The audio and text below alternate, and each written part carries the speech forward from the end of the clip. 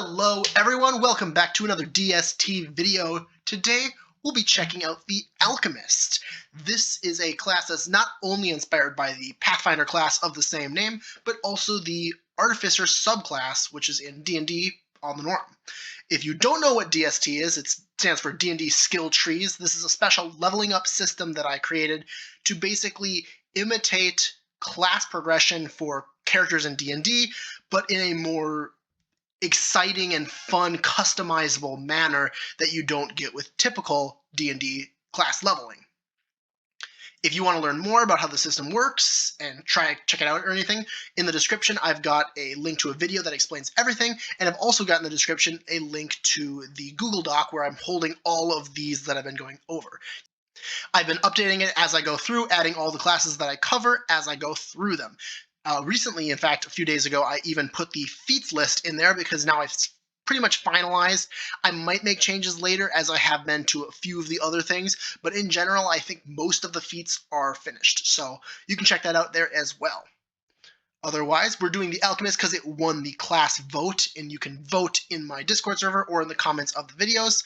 Today we'll be having a vote on the next class we'll be doing again, and that'll be at the end of the video. So if you want to vote on what the next class I will be covering is, check out the end of this video. Otherwise, I've got nothing else to cover, so let's get into the Alchemist. The Alchemist is a D4 hit dice character. This is the first one we've seen so far in this whole system, although there are more than just the Alchemist. It's got Constitution as its major stat, and Intelligence as its spell stat. You'll note that the Alchemist is going to be very similar to the Artificer in general, but tends to be slightly more of a support character during battle rather than a support character pre-battle, which is more of what the Artificer is. Both of them are utility characters in the sense that they don't really play to their own strengths, but they want to support their team in a variety of manners. But the Alchemist is a more battle-based utility character than something like the Investigator, which is all about itself, but outside of combat. All that being said, let's get into the starting benefits of Alchemist.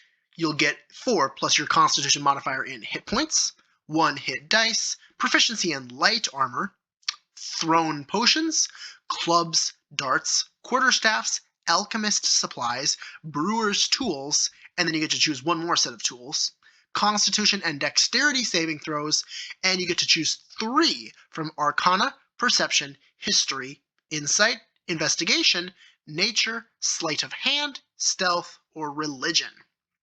A pretty nice variety of choices, and you get to choose 3 proficiencies, which makes this a little better than most classes as far as proficiencies go. D4 hit dice is definitely the biggest holdback for this class when it comes to starting in it. And so keep that in mind when you're selecting your classes. It might be better to take Alchemist as a subclass of something with a bigger hit dice if you're not as interested in going far into the class. But if you are going far into the class, Constitution is going to be such an important stat to you that having like a +5 Constitution kind of negates the problem of having the D4 hit dice in the first place. And it's the same thing with another one of the D4 characters, which is the Shaman, where Constitution is their spell stat, and as such, it'll be decently high either way. All that being said, let's talk about the feature you get from the first node of Alchemist, whether you take them as your starting class or a subclass, or even a multi-class later, which is Pot of Brew. Pot of Brew says that at the end of a long rest, you can create a number of vials equal to your Constitution modifier plus your proficiency bonus. You gain a new type of these vials to create when you receive a feature with vial in its name. If the vial can be thrown, it will have a range of 20, 60, and for now, these are your options. You can craft a healing vial. When you or another creature drinks this potion, they gain your proficiency bonus D4 plus your Constitution modifier in hit points. Flaming Vial. When you throw this vial and the attack hits, deal 2d8 fire damage to the target, and hit or miss all creatures within 5 feet of the target you attacked take 1d6 fire damage.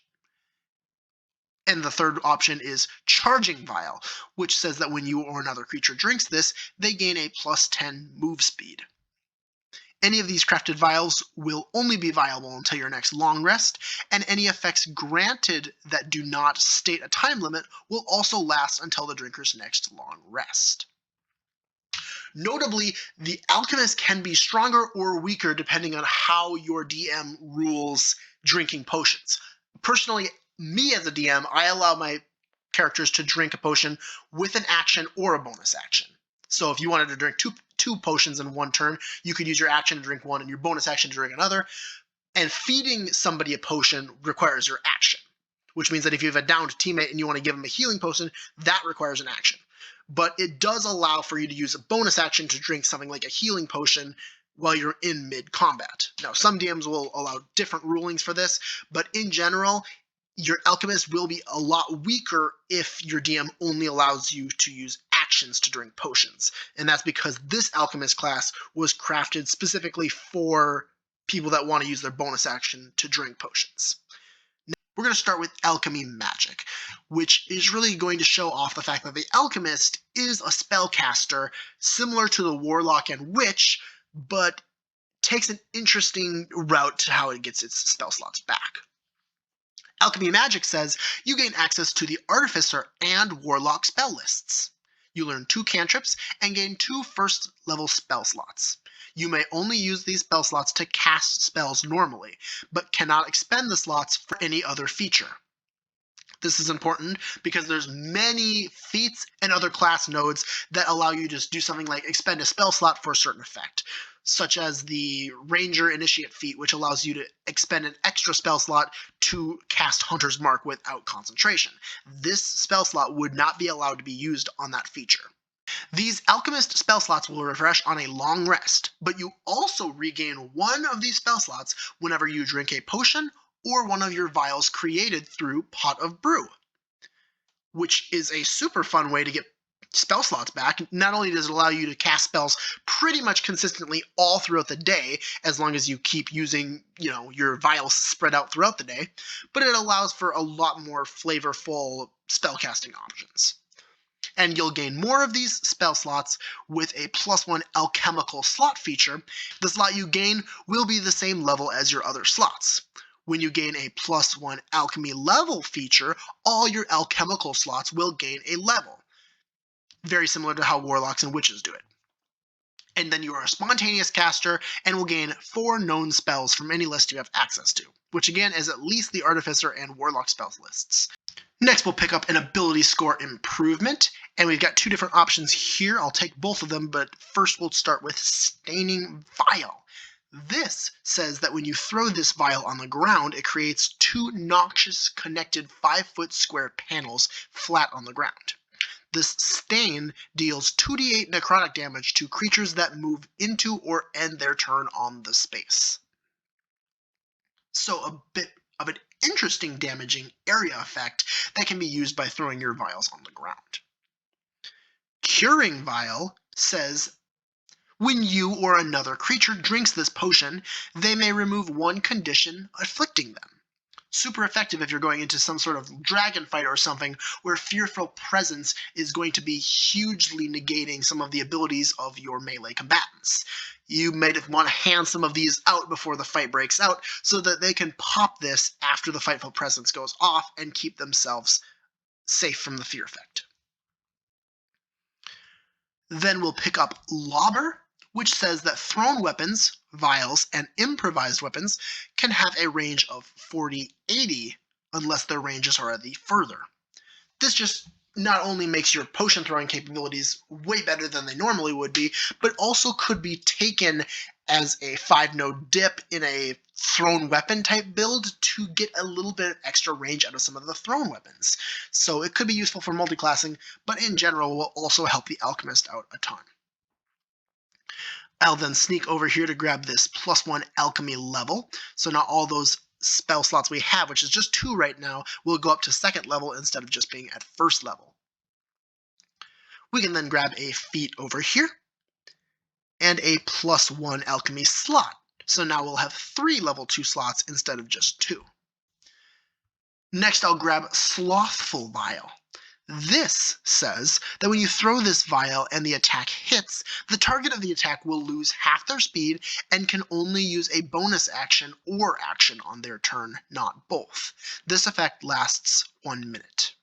A super nice debuff to throw on any enemy, that especially ones that have like high action economy with a ton of different bonus action effects or action effects. And also, taking a creature to half its speed hugely negates what they can do a lot of the times. After that, we can pick up an ability score improvement. Now, notably, even though this is technically kind of a half caster, they do actually get a decent quantity of ability score improvements and feats. A lot more than some casters will get. So that's a nice buff for the Alchemist. We can then pick up Rotting Vial. This says that when you throw this vial and the attack hits, the target of the attack will take 4d6 acid damage. Then, at the start of their turn for the next 1 minute, unless they use an action to remove the acid, they take an additional 2d6 acid damage. This is a really good straight-up damage effect that the Alchemist can use. Out of all the utility classes, I would say the Alchemist might be one of the best straight-up damage dealers if they are selfish with everything they have. Of course, I think the Alchemist can be one of the best supporting characters also if they spread their potions out amongst their party so that their party can all gain the benefits of them. But they also have some great capabilities on their own as well. We'll pick up another +1 alchemy level. Again, this is the feature that brings all of the slots up a level. We can grab a proficiency bonus increase, and then Inspiring Chug, which, although the left half of the Alchemist is pretty selfish, this is one of the best team play abilities that the Alchemist can pick up if they want to be spreading their potions out amongst their friends. Inspiring Chug says that whenever a creature other than you drinks a vial you brewed, you regain one of your alchemy spell slots. So there. Now, anytime your vial is used, you're getting that spell slot back, which really incentivizes you to spread your vials out amongst all your friends. Just has great capabilities with things like your healing vial or even your charging vial, just to help creatures get extra move speed. Next, we'll pick up a +1 alchemy slot and the 11 node commitment Red Vial. This is one of the best features that the Alchemist can pick up, which is why it's also the specialized ending branch vials that is the farthest to get to. Now, if you haven't watched my video explaining why I don't like the changes to the new D&D, one of the things that I brought up was the fact that my system uses barriers. And the Alchemist is one of the very, very few classes that can use barriers. And so, let's read what the Red Vial does. When you or another creature drinks this potion, they gain a barrier that floats about them. This ward will have a number equal to your nodes in Alchemist. This shield blocks all damage until one source of damage is equal to or higher than the number of this ward. The shield then breaks and you will no longer have the ward. You may only craft one of these vials per long rest. This is massively effective at protecting anyone who drinks this. I would say it's probably the best to be put on something like your rogue, who's not necessarily going to get hit a ton, but when they do get hit, they really want to make sure that that damage is negated so that their somewhat more squishy martial class features stay online for as long as possible. And the Red Vial is one of the best ways to do this. For example, right now our Alchemist has 17 nodes in Alchemist before they picked up this Red Vial feature, which means that if they brew this potion up and somebody drinks it, they'll have a 17 red barrier, which means that the next attack that hits them is completely negated unless it does at least 17 or more damage. If it doesn't do enough damage, it stays up and will protect them from all damage. If it does do 17 or more damage, the ward is destroyed, but the creature still takes no damage, which means even if they get crit or fire breathed on right away, you still protected them from one instance of massive damage, which can come in super handy. Now let's move into the right half of the Alchemist, starting off with chemical bombs. You have a stockpile of vials, potions, and jars of failed and unused agents from your alchemy. You can make a thrown potion weapon attack, and on a hit, deal your proficiency bonus d4 acid damage to the target. This is basically just giving the Alchemist a always usable on flavor attack action. So if you want to be making attacks on your turn, which I usually would say that it's more efficient to be casting a spell as an Alchemist, but Chemical Bombs doesn't do bad damage, and it does scale with your levels as you take more proficiency bonus increases. Next, we'll grab a feat over here, and we can pick up Bold Vial. Bold Vial says that when you or another creature drinks this potion, they gain an additional d4 to all attack rolls and saving throws made for the next 10 minutes. So, Pseudo Bless, which is awesome. I mean, who doesn't want a nice Bless potion? After that, we can pick up Poison Vial. When you throw this vial and the attack hits, the target of the attack will make a Constitution saving throw. The DC is 8 plus your proficiency bonus plus your Constitution modifier. On a failed save, the target is poisoned for 1 minute and takes 3d10 poison damage. On a success, they take half as much damage and aren't poisoned. Now, at first you might see a feature like this and say, but poison damage is always resisted, so it doesn't even matter. Well, maybe you can wait until we check out Intense Brew. This says that your poison and acid damage ignores resistance and treats immunity as resistance. Also, when a creature is immune to the poisoned condition, they instead gain advantage on the save, but are still able to be poisoned by you. Notably, this is another great 5-node commitment pickup for multiclassing with a character that wants to be like a poisoner, because you can pick this up on any class, and it does not specifically say with Alchemist, it just says when you deal poison or acid damage, which is super nice. Next up, we can grab an ability score improvement over here and grab Blurry Vial. Blurry Vial says that when you throw this vial and the attack hits, the target of the attack will suffer a reduction of their attack rolls equal to your Constitution modifier. At the end of their turn, they may roll a d6, and on a 5 or 6, the effect ends. Not only is this a really special way to cause the creature to have a chance to get rid of the effect, it's not a saving throw. This effect will hit all creatures in the exact same manner, no matter their resistances or anything. If they don't get lucky on that d6 roll, they're not going to remove this effect. Before I go fully into the right side here, I'm going to pick up Emergency Pills.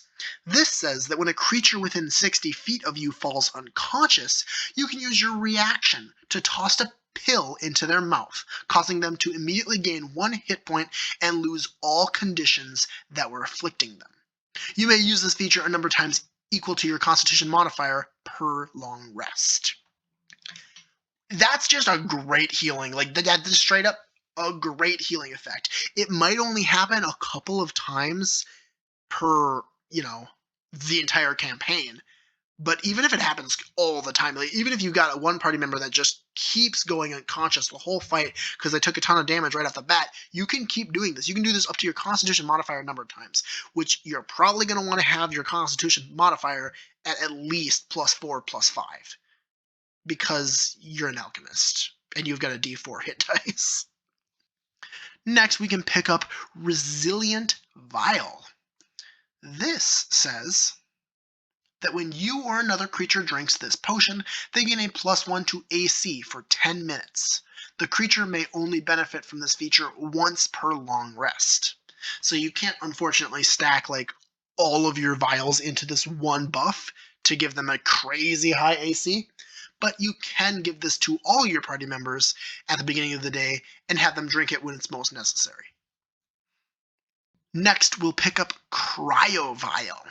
This says that when you throw this vial and the attack hits, the target of the attack gains 20 temporary hit points and gains vulnerability to fire damage for 1 minute. If it had resistance, that resistance is instead removed for 1 minute. This is a bit of an interesting one. So it technically can give the creature you're attacking more hit points, but it gives it vulnerability to fire damage for 1 minute, which is pretty much an entire encounter. So perhaps you're going up against some sort of, just regular old black dragon, we'll say, and you've got a fire slinging sorcerer on your team, or maybe you've got a magus that really wants to fireball on their spell strike. Popping this out first can probably outdo the amount of temporary hit points you'll be giving the creature by causing it to take double damage from all those spells that your teammates might be throwing out. And although you may not have too many spells that can do fire damage, the Artificer spell list does have a couple, and you can definitely make use of those with this feature as well. Over here we've got 2 more proficiency bonuses that we can pick up, which is always nice to have them right next to each other. And after that we can grab Green Vial, which is going to be very similar to Red Vial, but is only a 9-node commitment instead of 11. It says that when you or another creature drinks this potion, they gain a barrier that floats about them. This ward will have a number equal to your proficiency bonus plus your intelligence modifier. This shield blocks all damage, but every time it protects you from a damage source, it loses 1 on its number. When its number drops to 0, it breaks and no longer protects you. If the barrier is critically hit, it will take full damage without reducing it to 1, and you may only craft 1 of these vials per long rest. So this one is pretty nice if you've got a tank or something that's going to be taking a ton of damage often, because you can throw it on them and cause them to basically last for a number of attacks equal to the number you put on it. So say your proficiency bonus is +3 and your intelligence modifier is +3, that's 6 attacks, which is not nothing, especially if you're going up against a bunch of multi-attacking dragons or something along those lines, which are going to deal buckets of damage on every single one of their strikes. And finally, moving down the center path for the Alchemist, we can grab Minor Alchemy. This is actually taken from one of the wizard subclasses, but it says you can temporarily alter the physical properties of one non-magical object, changing it from one substance into another.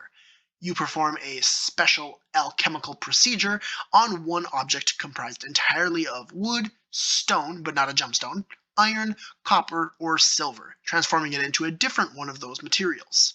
For each 10 minutes you spend performing the procedure, you can transform up to 1 cubic foot of material. After 1 hour, or until you lose your concentration, as if you were concentrating on a spell, the material reverts to its original substance. This is definitely more of a flavor win or roleplay type ability that you might not use very often in combat. In fact, you probably never will use it in combat, but it could come in some niche circumstances. Over here, I will pick up Quick Alchemy, which says that during a short rest, you can create extra vials equal to your proficiency bonus. This cannot exceed your number of max vials you get per long rest, although.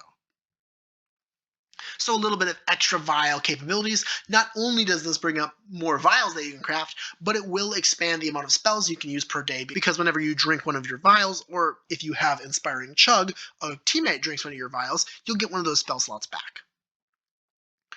We got another ability score improvement, and over here another feat before we reconvene in Efficient Excess. This says that when storing your brewing excess, you have found ways to mix them in more efficient manners. Your chemical bombs will now use your Constitution modifier instead of Dexterity for attack and damage rolls. Next up, let's move on to Spew Chemicals. This says you can drink a large jar of your chemical bomb liquid, then retch it up, spewing it all over your enemies. As an action on your turn, you can force all creatures with 15-foot cone originating from you to make a Constitution saving throw. The DC will be 8 plus your proficiency bonus plus your Constitution modifier. On a fail, they take 2 times the damage your chemical bomb attacks do, and then half as much on a success. You may only use this feature once per long or short rest. A pretty fun AoE attack. We can also grab another +1 alchemy level, so that all our alchemical slots level up 1. And we can grab it Brewed Resilience. Now this is a feature that's also on the Witch skill tree, but it says that you can choose one damage type when you finish a long or short rest. You gain resistance to that damage type until you choose a different one with this feature. Just great stability for your character to have as far as health goes, especially when you have such a low die. Grab another proficiency bonus increase, and then we can grab Drink Up, which is another great feature to pick up for your Alchemist. This says that you can use your reaction to shout out a command at one of your teammates. As long as they can hear you, they can drink a potion or vial as a free action. This basically turns your reaction into a potion drink for any of your teammates, which is super nice. And if you do have a DM that's telling you you can't drink potions as an action, I'd recommend gunning it to this feature as soon as possible so that your alchemist can be causing your teammates to drink potions very, very often. Next, we can pick up Quick Ingestion. This is another defensive feature that says when you take damage from an attack, you can use your reaction to drink a potion, causing you to have resistance to all that attack's damage on this turn. Now, notably, there is no limit on this, which means you can pretty much always gain resistance to at least one attack's damage. This doesn't do anything to protect you from being multi-attacked, and it also is a bit of a strain on your reaction because we've got Drink Up and Emergency Pills, which are more team-focused reactions that you can use. So it might be better to use those on your teammates if you're not taking a ton of damage with whatever you're being hit by. That being said, if a Dragon Breath hits you, I'd recommend using this. And the final node we'll talk about is the Blue Vial. This one says, when you or another creature drinks this potion, a special barrier floats about them. This barrier blocks all damage until a source of damage hits it. It will then break and no longer protect the creature it is upon. The arcane force still floats about the drinker, although, and they can use their bonus action to refresh the shield. This effect lasts up to 1 minute after being broken for the first time, and you may only have one of these vials per long rest. So notably, this effect will last pretty much all day, until you redo your vials. But after it's broken for the first time, then you only have a minute to keep upping it with your bonus action.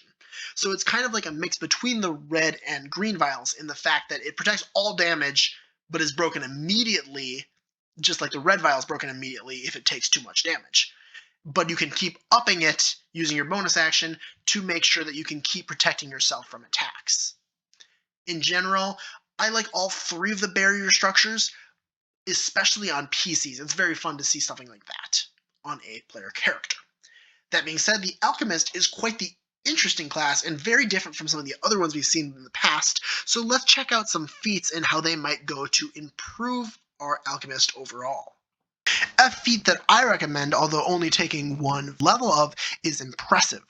This increases the chosen ability score by 1 to a maximum of 20, and then you gain proficiency in saving throws used in the chosen ability. I'd recommend this specifically for Intelligence, because not only is it your spell stat for your alchemical spells, but it's also nice to have saving throws and Intelligence just in case. It's not necessarily the most commonly done one, but you could also perhaps do Constitution in this one, even though you already have Constitution saving throw proficiency, because the next two levels will grant you an increase to the max of the chosen ability score by 1, and then the third level would increase the chosen ability score by 1 and increase the max of the chosen ability score by 1, giving you a total of 22 in Constitution as a possibility, as well as giving you a +6 instead of a +5. Which is pretty nice. Again, this would take 3 feats to pull off, but it could be a fun combo if you're just in it for a nice number. Another on-theme ability for the Alchemists to have could be Healer. This is that when you use a healer's kit to stabilize a dying creature, that creature also regains 1 hit point. And as an action, you can spend one of your healer's kits to tend to a creature and restore 1d6 plus 4 hit points to it, plus an additional hit point equal to the creature's maximum number of hit dice. The creature can't regain hit points from this feat again until it finishes a long or short rest.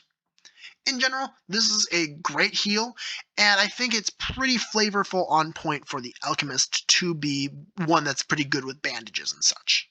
An initiate feat that I'll recommend is actually Warded Initiate. This works really well on any creature that has a want for more reactions, and it says that whenever a creature you can see uses legendary action, you regain your reaction.